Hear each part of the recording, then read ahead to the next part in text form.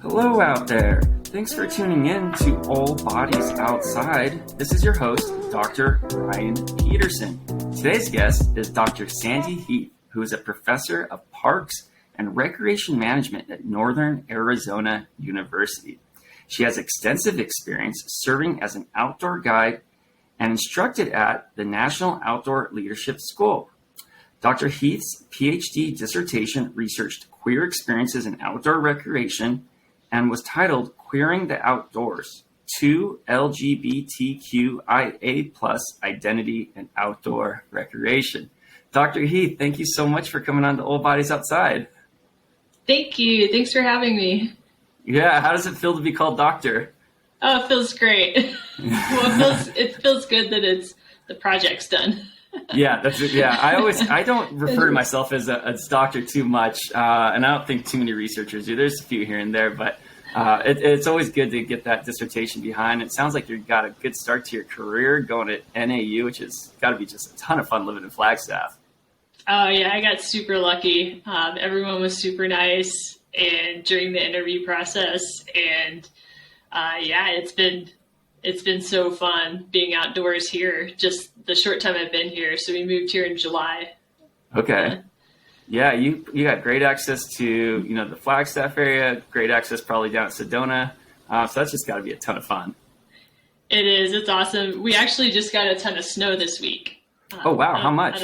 I don't know if y'all have around 3 feet, and we're supposed to get more today and tomorrow. So. Oh my gosh! Yeah. I wish we got 3 feet here.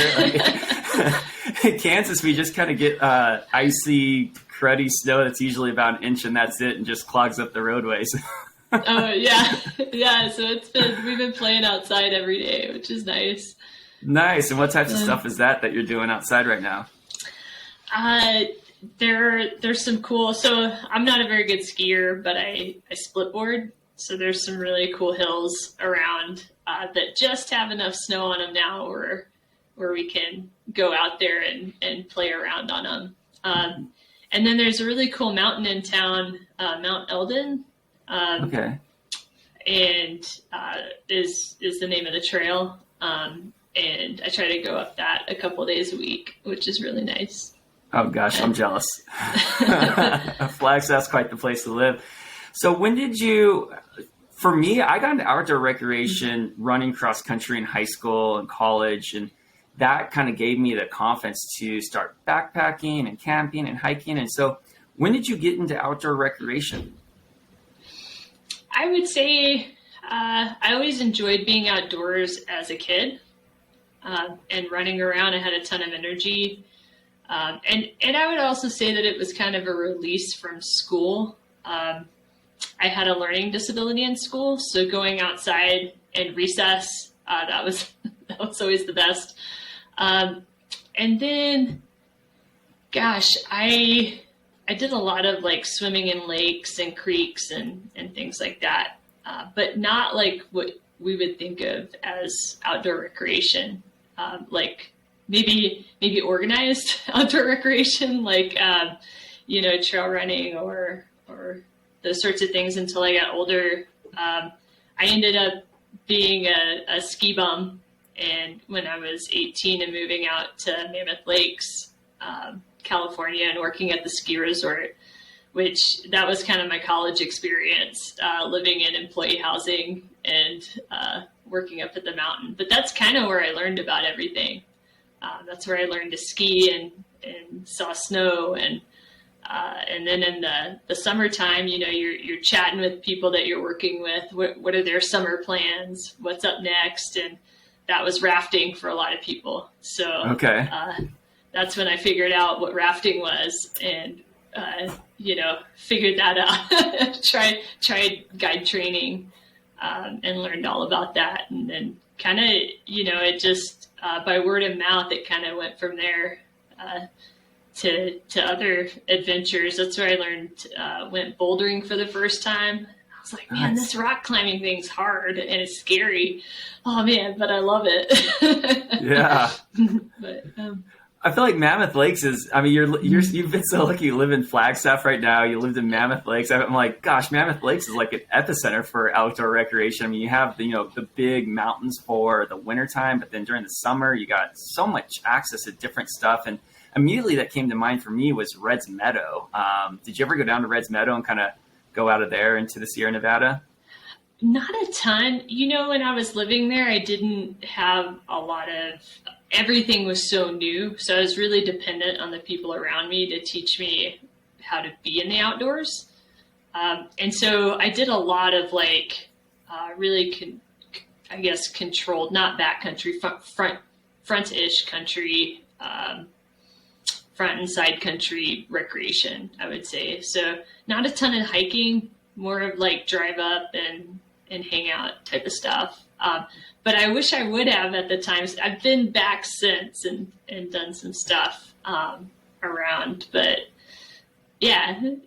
Well, I also, the second piece that I'm a little bit jealous of is, so I did the traditional route and went right into undergrad at 18. And after I got out of doing my bachelor's degree, I romanticized a lot about the outdoors and spent a lot of time in the outdoors. And it was always in my brain, like, gosh, I should go be a ski bum somewhere, but I didn't know how to ski. And so I was intimidated to do that. And so did you show up to Mammoth Mammoth Mountain, not knowing how to ski?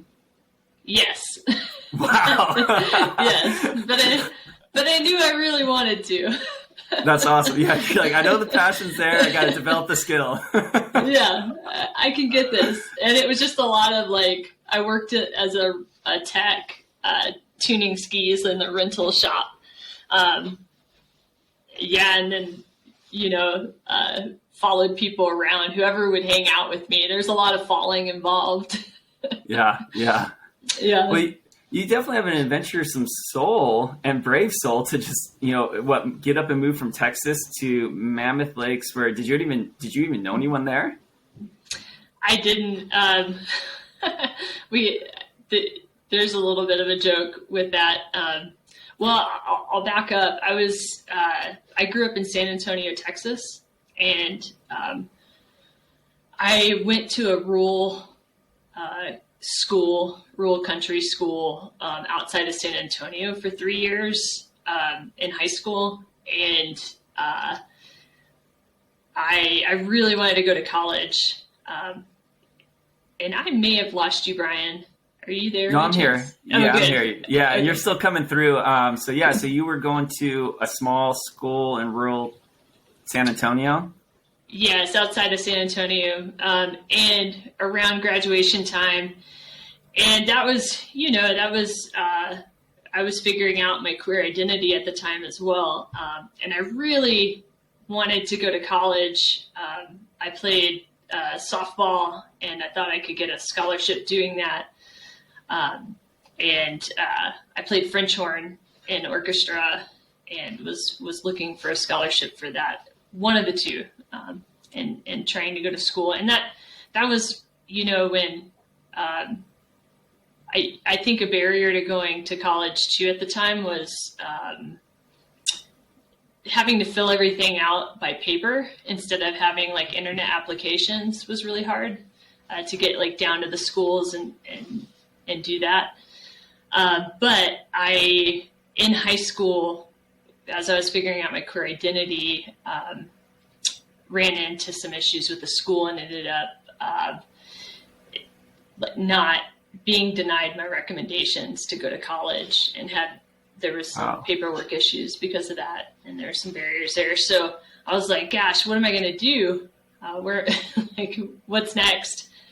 And I started just looking at, I'm like, well, I could work a minimum wage job anywhere. Let's go somewhere else. And I happened to see Mammoth Lakes had this flyer where they were trying to attract people internationally and from different places around the U.S.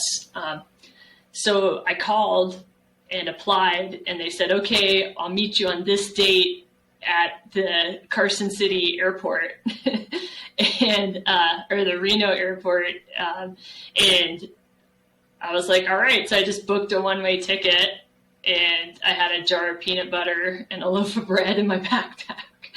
and like lived off of that till I got paid, in Mammoth, and just hoped it worked out, and it did. It was awesome. And it led me to like the next, 2 decades of my life, which was good. Yeah. And you've done such amazing research since then. But, with this story of heading to Mammoth Lakes, was that more of something that you were just feeling excluded from society and was trying to escape that a little bit? Or is that something where you're just like, I just want a big adventure? I think as a kid, like my mind, like who knows what I was thinking, but I think I just wanted another environment because the one that I was in wasn't working for me, and I kind of found that through my research too. So I ended up being a ski bum, until my early 30s is when I went to get my undergraduate degree. Oh, wow. And then I just stayed straight through. And I think like through that, getting to adventure for a while. And then because of that experience, I was kind of nervous or intimidated to go to school, like to navigate that system. And, in my research, I found that it's like, I found great solace anecdotally from my own experience. I found great solace in the outdoors. And by having that opportunity, having an infrastructure set up for employees like Mammoth Lakes did for their employees was great for someone who's a young adult, trying to navigate life. Like, it's a great environment, and it saved me in a lot of ways. But also, like, over those years, that decade until I went to school, I also noticed some things that I didn't have words for, that I didn't understand. And it was the prevalence of dominant culture. Like, oh gosh, there are things here that I just don't have words for. And I need to figure out my place with it, figure out what I'm contributing to. And so that was all that led me to my dissertation topic. I actually didn't want to research that at all, but I felt like I needed to get to the topic that I wanted to research. So when we were starting to read the literature. So that was a little bit of a tangent there, Brian, but. No, that was wonderful. And I think like, one of the things I read your dissertation before, the high majority of your dissertation, I think 6 chapters, I think is it 8 chapters total? Yeah, something like that. Yeah. Something like that. Yeah. So one of the things that like I feel like is pretty challenging is whether to, everyone has a multidimensional like identity to themselves, and it's very multidimensional, but like in a hegemonic heteronormative culture, not everyone can come out and say, hey, this is, what my identity is. There may not be an affirming space, may not be inclusive. And so how did you navigate some of those spaces? Because I feel like with your experiences, say like if I don't know how long some of the instructing and guiding you did, if it was days or weeks or say 45 days, but some of these situations can really get you into an isolated area with a group of people you don't know, and you really don't have an escape. And I was like, oh my gosh, that sounds super kind of intimidating and almost unsafe in a way.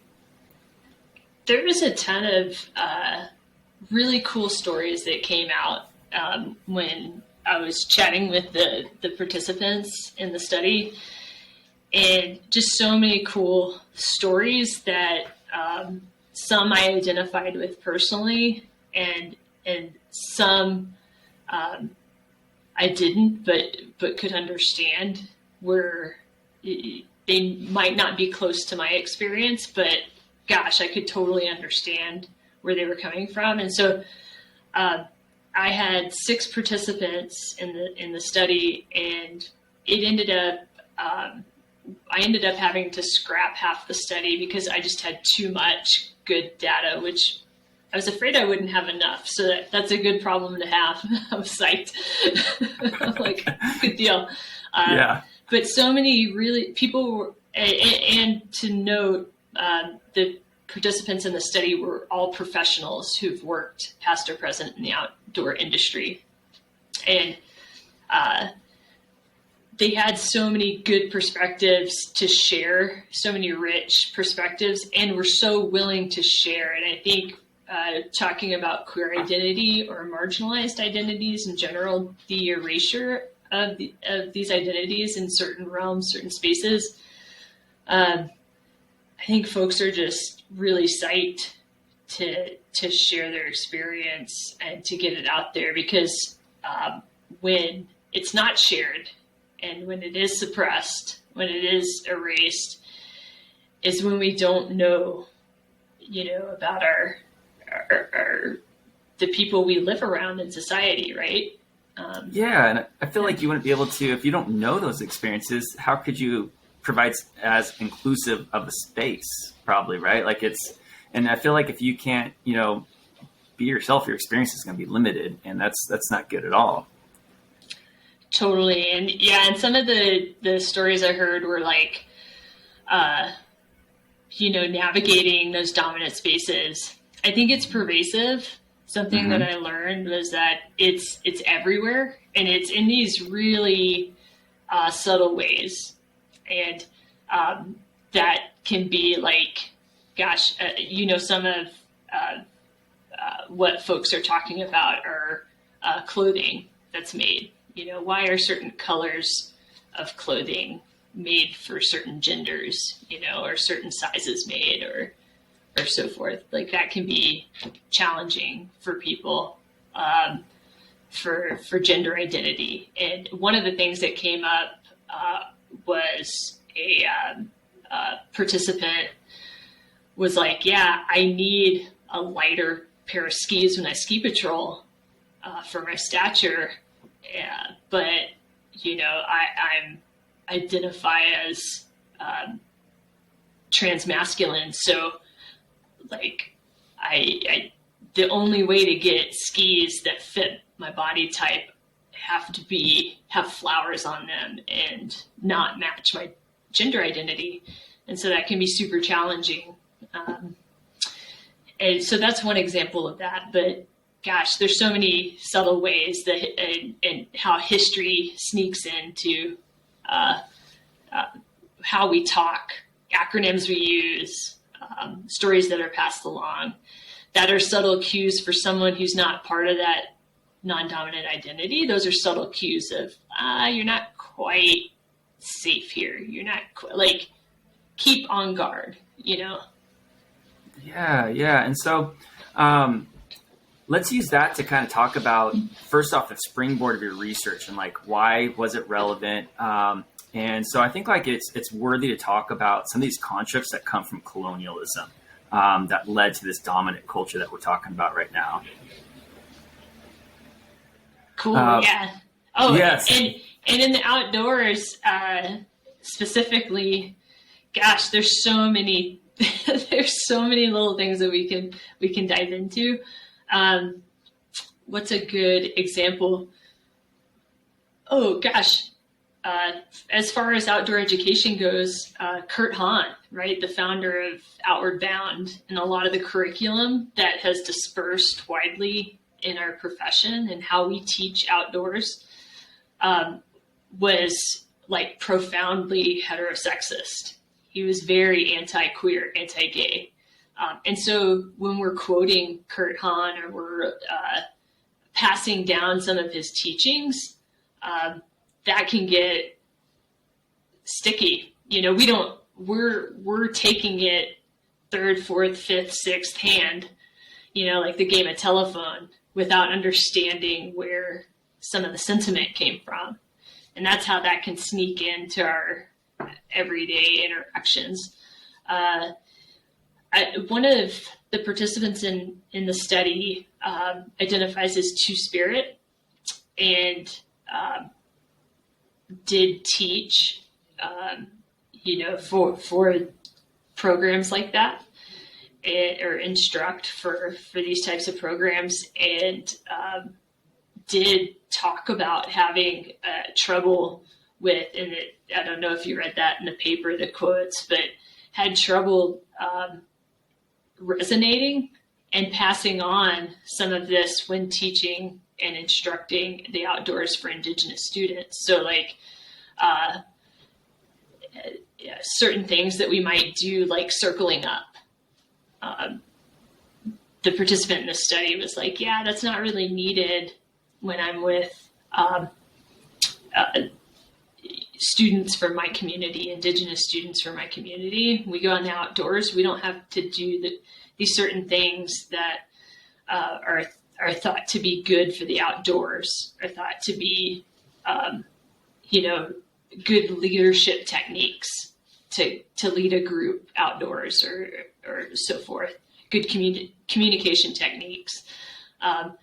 Those aren't necessarily what this participant said. Those aren't necessarily helpful with certain populations, or challenging our idea of who we see as a leader, right? Like, can someone who expresses their gender identity in a very flamboyant way, can they be perceived as a competent mountaineering guide? Will people follow them, right? Yeah. That's how some of this kind of comes up. Like, oh, they're very competent, they're very skilled in the outdoors, but because they express their identity in a certain way, then they're not recognized as having those competencies. And on the flip side, are then passed up for opportunities, right? They don't fit the idea of a leader.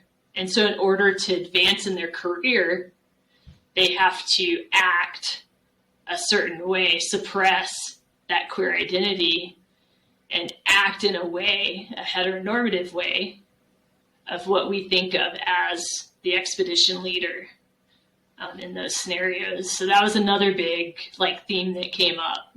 Yeah, I think I remember that with one of the participants that you identified are named as to cover up their identity, Arthur, with kayaking. And Arthur, was it Arthur that talked yes. about, and I don't remember Arthur's pronouns, but Arthur was very into mastering kayaking because of exactly what you just described. Absolutely. Yes. He didn't, and I think one of his statements was, again, these are pseudonyms, but one of his statements was everyone behind his back called him Gay Arthur, right? And so he, to show that he was competent and able to do these big rivers in his kayak, acted more masculine. He hid that part of himself. And there's a toll that absolutely that takes for sure on a person, and it really impacts mental health as well. Yeah, and there's a right now we're just talking situational, but there's that cumulative impact. I mean, this just adds up and adds up and adds up, and it's got to can have some big psychological impacts for sure. I mean, I wouldn't see why not. For sure. And then I think another big one is the career advancement, right? Mm-hmm. So just getting passed up for promotions. And as you know, the outdoor industry is all about getting opportunities to enhance your skill set, right? How do you build competency in the outdoors? How do you get the mileage to be really great in the outdoors? And missing out on those trips, on those opportunities for certain workloads, to go on certain courses or whatnot. It can have an exponential effect on your career. Yeah, absolutely. And I can see that it can have an exponential effect on your career. It could also lead people down career paths that maybe they don't even want to do. So that, like tokenism. Okay, we're going to hire this person so that they can be on our diversity, equity, inclusion program, but we're not going to honor all the skills that they bring as a person. I could see that happening too. Totally. And you must be talking about JC, the game warden in the study, who was like, I don't want to apply for any DEI positions. I just want, because I check all the boxes, I want to be a game warden captain. That's what I want to do. Right. I don't want a DEI position, but that's the only way I can promote. You know, you're absolutely right. And yeah. Oh, go for it. Go ahead. You. Okay, I was just gonna say I'm talking off the top of my head, but it also leads, I think, to location. Too, you're kind of talking about rural environments and where you live, and working in the outdoors is one of those things where your community is for a time. You know, if you're doing an outdoor course, it's the people around you, it's your colleagues are your community for a moment. If you've moved to a place to work in a small community, you're there with work. And so there can be so much intertwined in that you don't want to rock the boat and ask for what you need because you're so entrenched in the culture that's there. It's hard to speak up. Yeah, I could see that. Like there'd be a certain type of gatekeeping almost. Yeah, and I think one of our participants, spoke about living on a small island and just had trouble during the election, the 2016 election, ended up having to leave the field.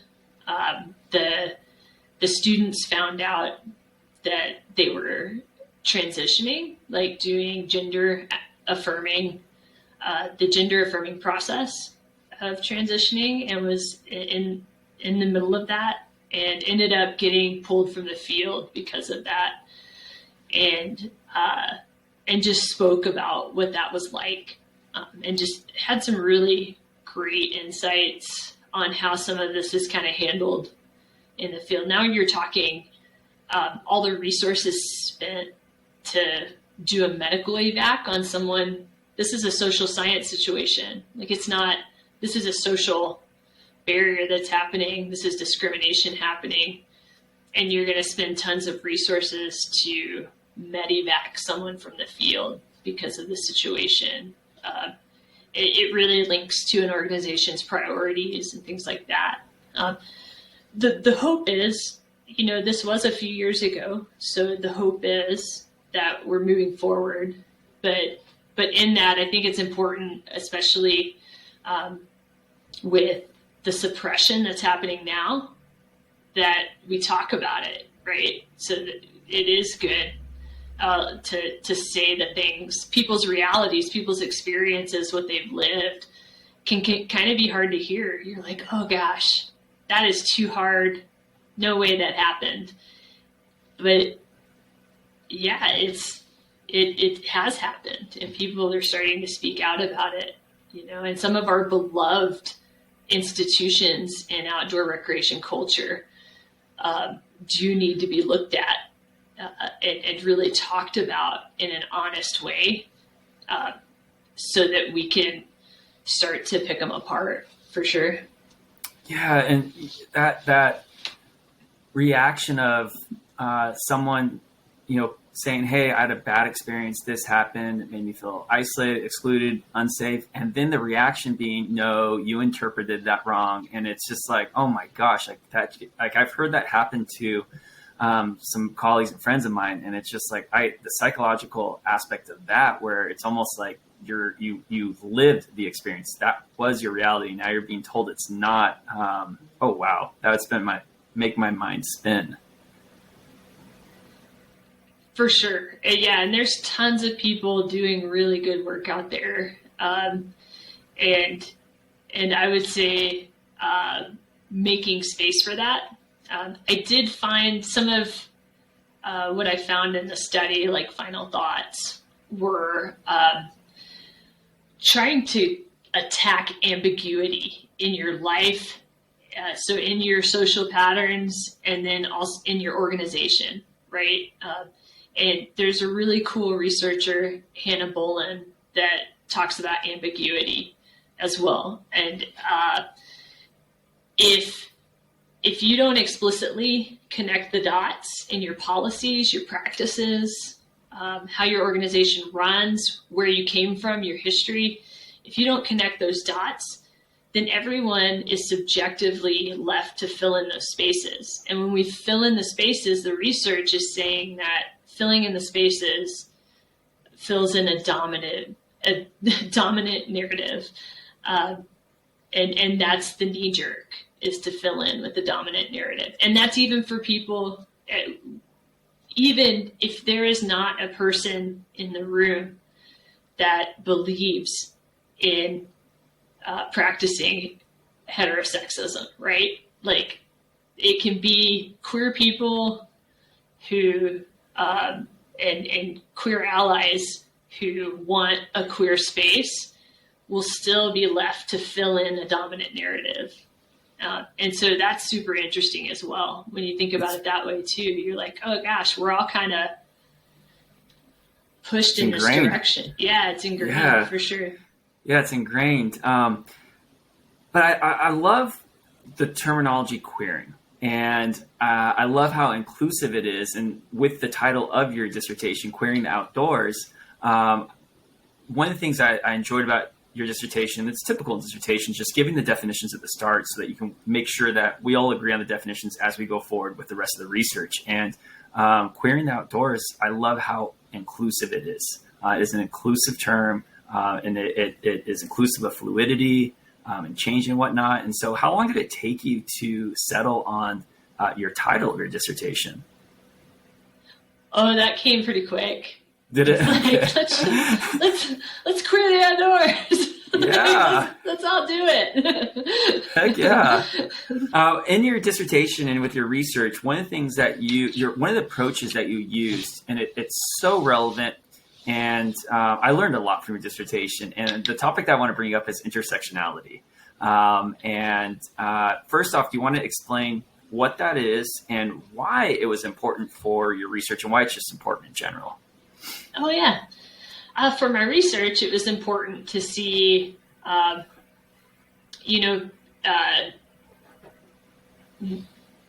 people are dynamic and ever-changing, right? And it's important to note that.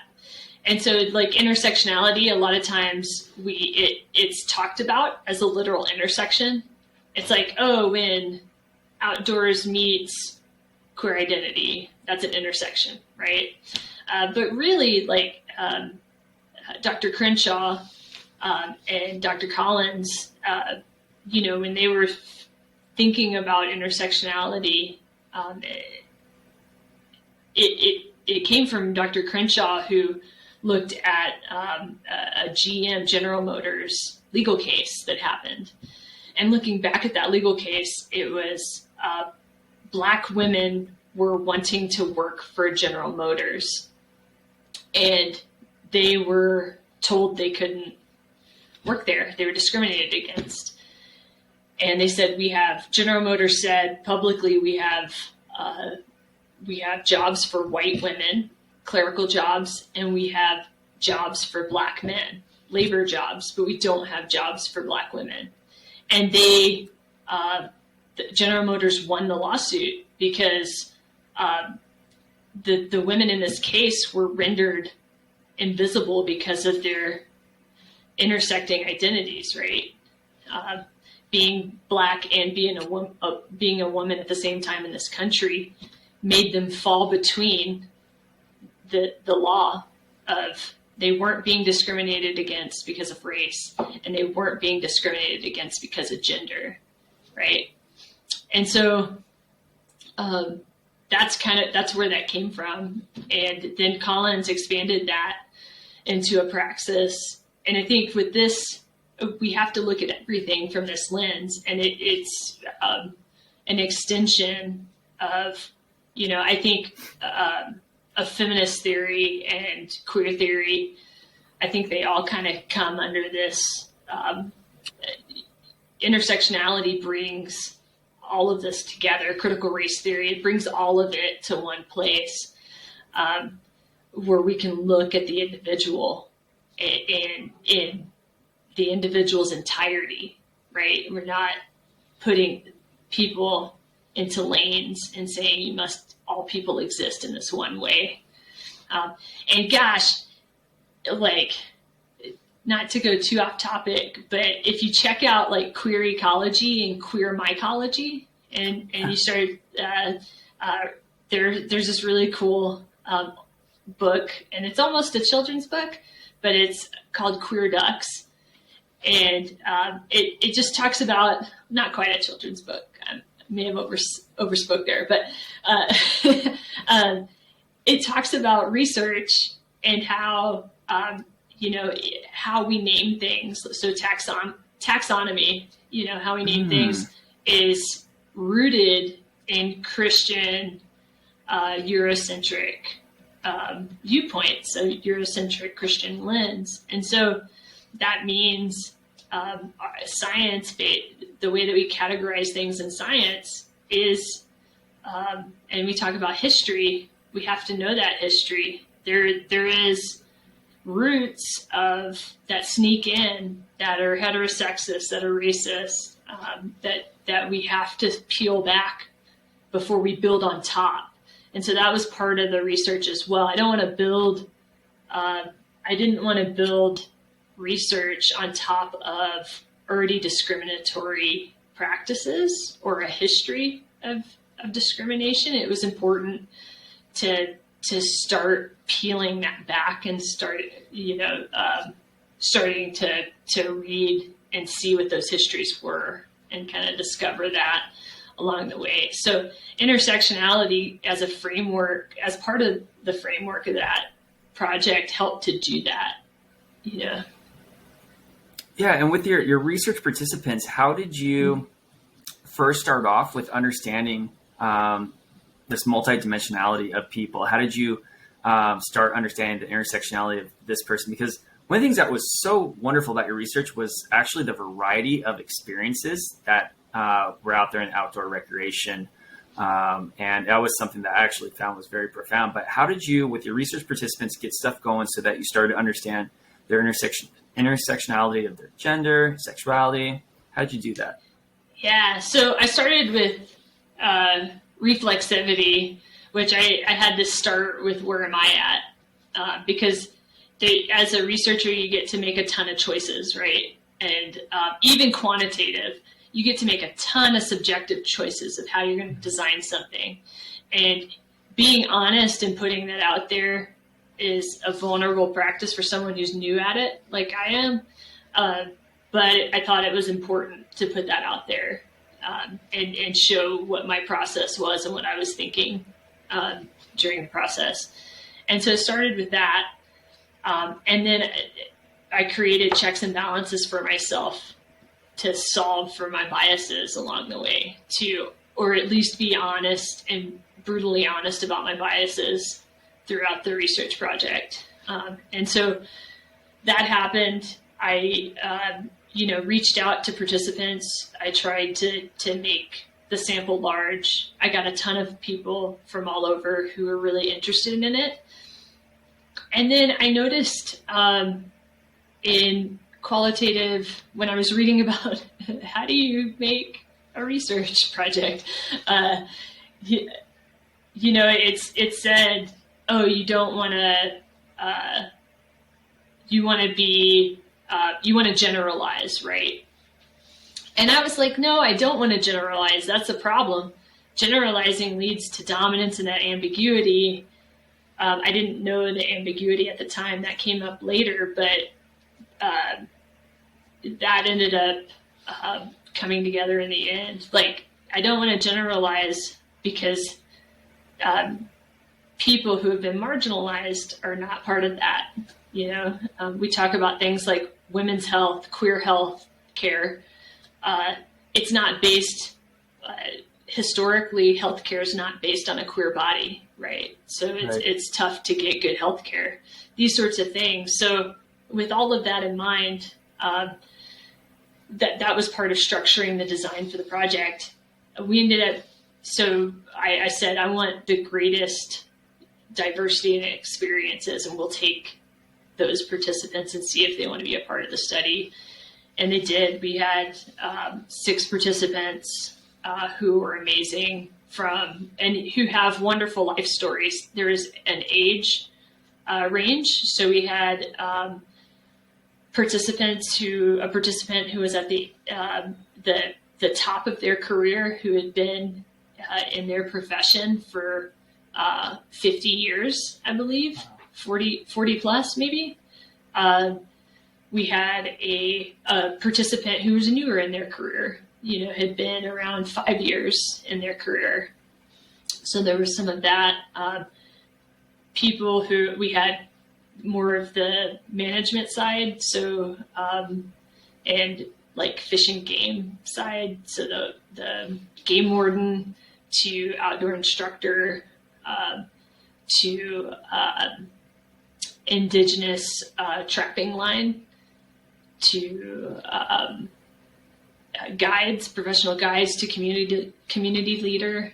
The kayaker was also a community leader, and professional photographer. So it was really nice that folks were willing to share and be available, because it was quite a time commitment after that initial reach out, and people spoke about their identity in a demographic survey in their own words. So they were free to express with a few prompts, were free to express that. And then we had an interview, and the interviews didn't have a time to them.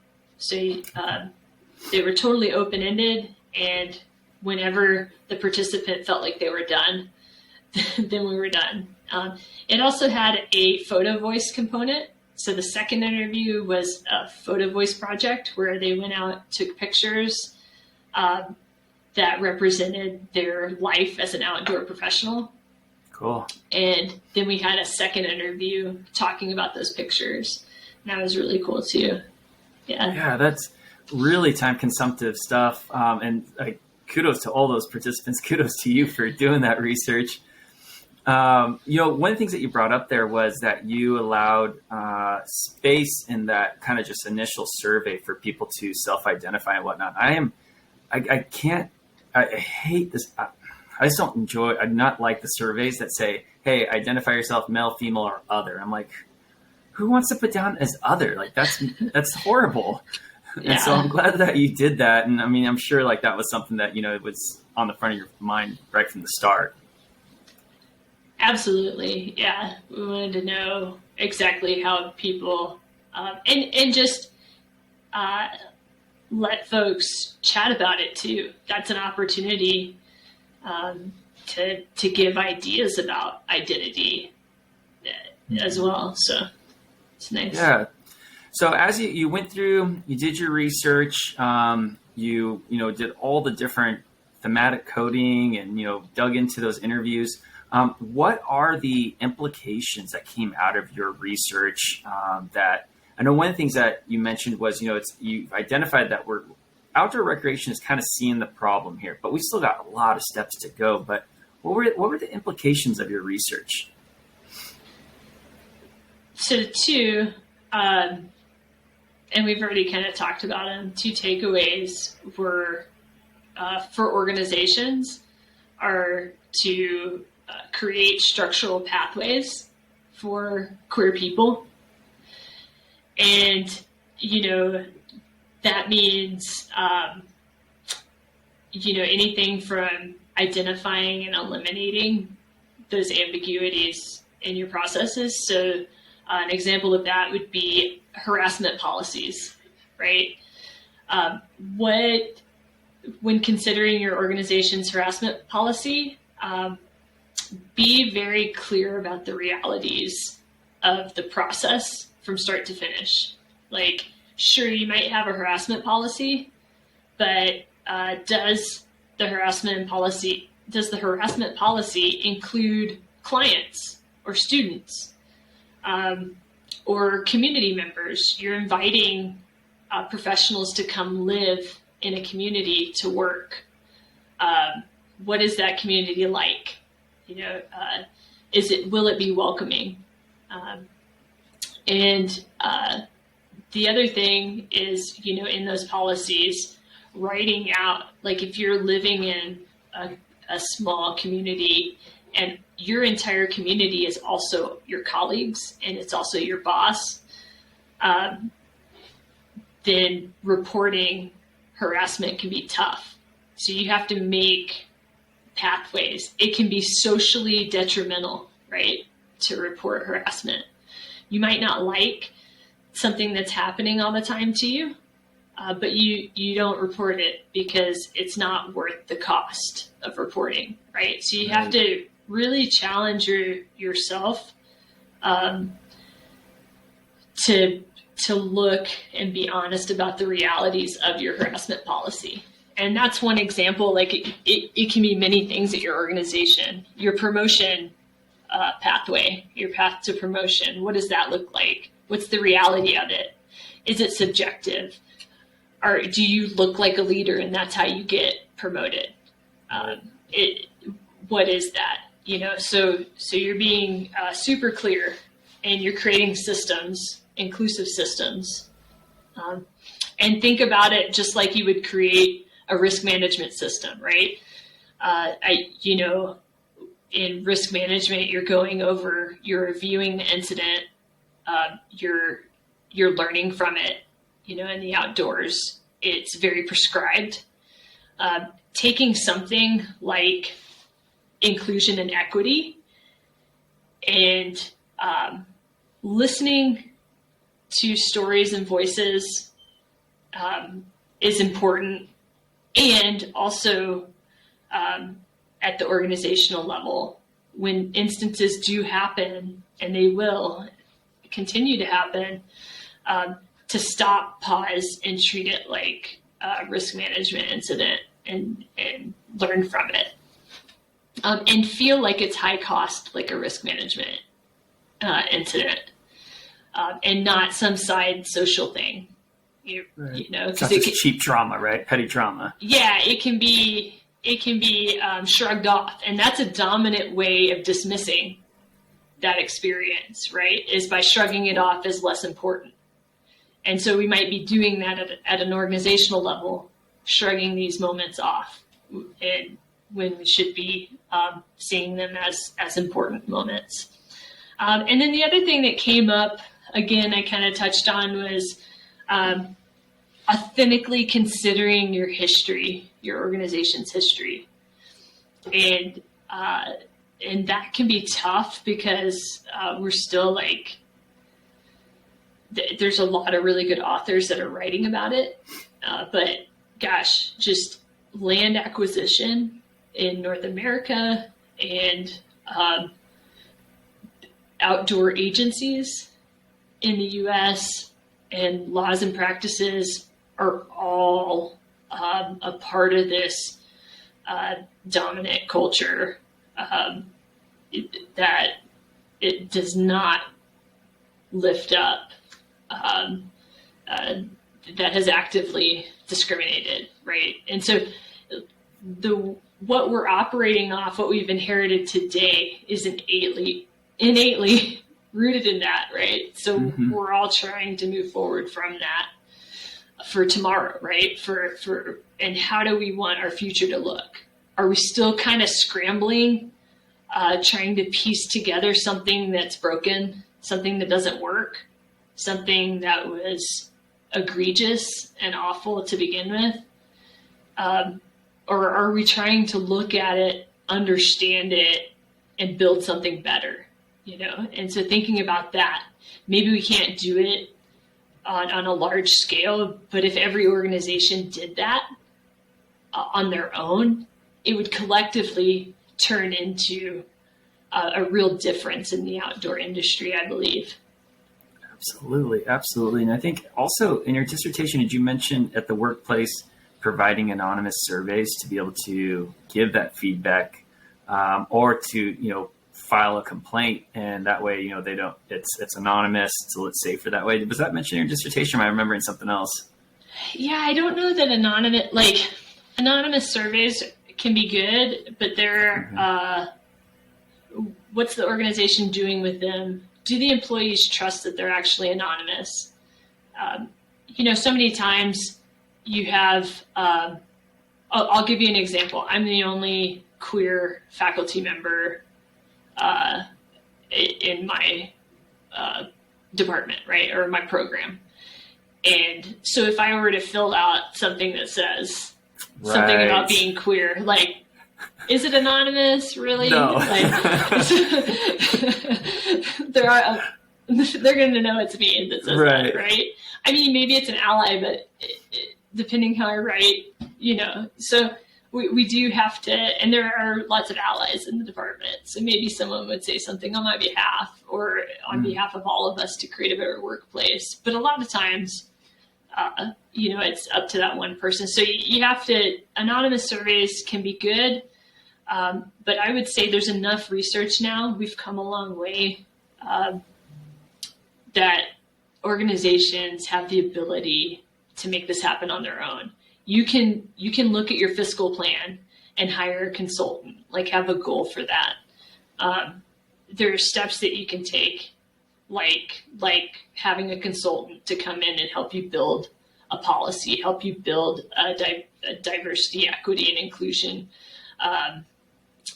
strategic plan, and then holding yourself accountable with stakeholders and the public with that plan, and having.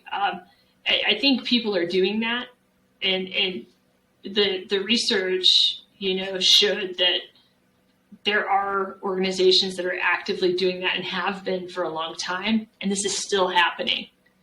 And so really it's looking at those policies and practices and how that is translated into your instructors. Because again, in the outdoors, people go out into their satellite worlds and work.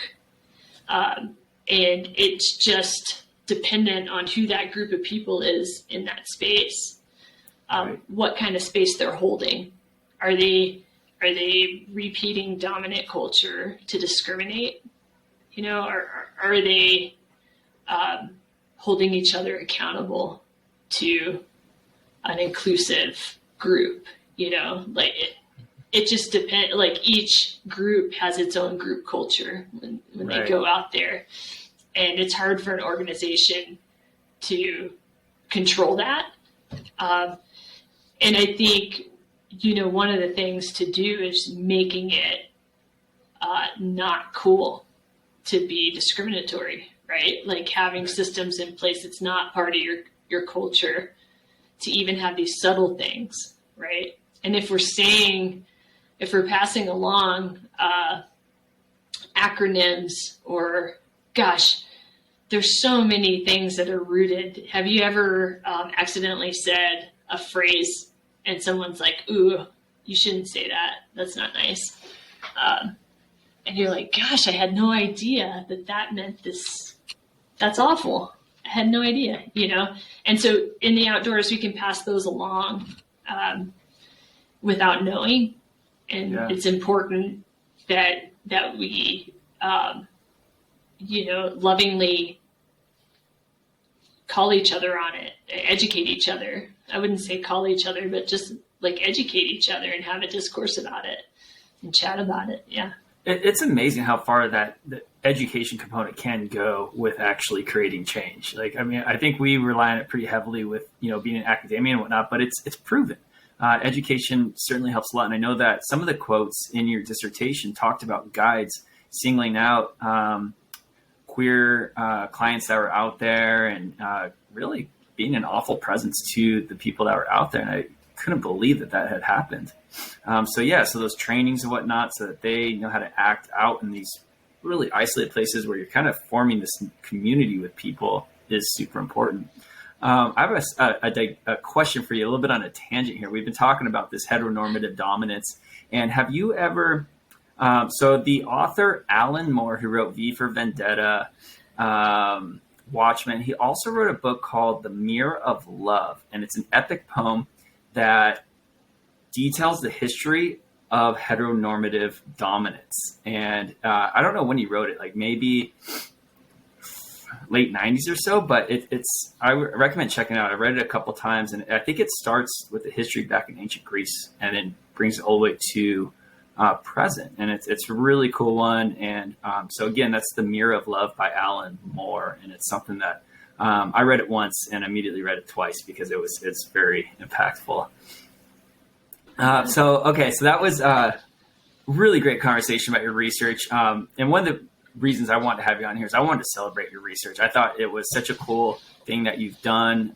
And, just really happy for you getting your position at NAU. It's such a cool place. And so I wanted to kind of just conclude our episode today and hear about, have you planned out any outdoor adventures for 2023 for yourself? Ooh, yes. Well, right now I'm just focused on snow. I'm pretty psyched for that. Yeah, and I might be working in the field this summer. So that's also exciting. But yeah, not just since we just got to Flagstaff, we're not doing any big trips. Just trying to explore here and see what's around us, our new home. There's a lot. So. Yeah. I mean, you got Grand Canyon to the north, Sedona to the south, and you got Flagstaff itself. I mean, it's like you don't need to travel too far to get into a lot of adventure. You're lucky. It's cool. Oh, yeah, it's been fun. And just like popping over to the Grand Canyon to do a loop real quick. Yeah. It's been just so nice. And I've been very fortunate. It is fun. So how far is the drive from Flagstaff to the north rim of the Grand Canyon? Ooh. I should know this. I've been there a couple times. Probably 4 or 5 hours? Yeah, it's about 4. Yeah, I'd say 4 or 5. Yeah. Okay. I've never driven to the north rim. I've done the rim to rim to rim trail run. And that's how I ended up on the north rim. But if I lived in Flagstaff, I would be appealed to go camp on the north rim and just, have a little bit of solitude on the north rim of the Grand Canyon. Well, the reason I asked you about what adventures you have coming up is because every year in January, I end up planning out my summer adventures for the most part and getting that kind of dialed and into the family calendar and whatnot. And so January is always the New Year's always kind of a fun time for me to be looking ahead and getting excited for the summertime, despite that it's still January. Nice. Yeah, that's awesome. I volunteer with our adaptive snow skiing group here once a week. And so really that's been on my mind for spring break and whatnot. I'm just psyched to have more time to ski with them. Yeah. Oh my gosh, that's going to be so fun. Gosh. Well, Dr. Heath, it has been amazing having you on here. I want to say thank you sincerely for coming on here. I know I sent you a cold email, said, hey, do you want to come on All Bodies Outside? You're probably, what the heck is that? I don't know. And I'm really, really appreciative that you obliged and you're like, yeah, I'm into it. And we had a great conversation today. I think this is something that's really wonderful. I'm just really happy to celebrate the great research that you've done. And I'm really excited for what the future holds for you. I think you're going to do a lot of good for our field, and hopefully you and I get to finally meet in person at a conference sometime. Oh, I'd love that. So good. Thank you so much. I sure appreciate being on and getting to talk about it. Yeah, you're welcome. Okay, well, I'm going to throw on that outro music and we'll call it an episode. Nice.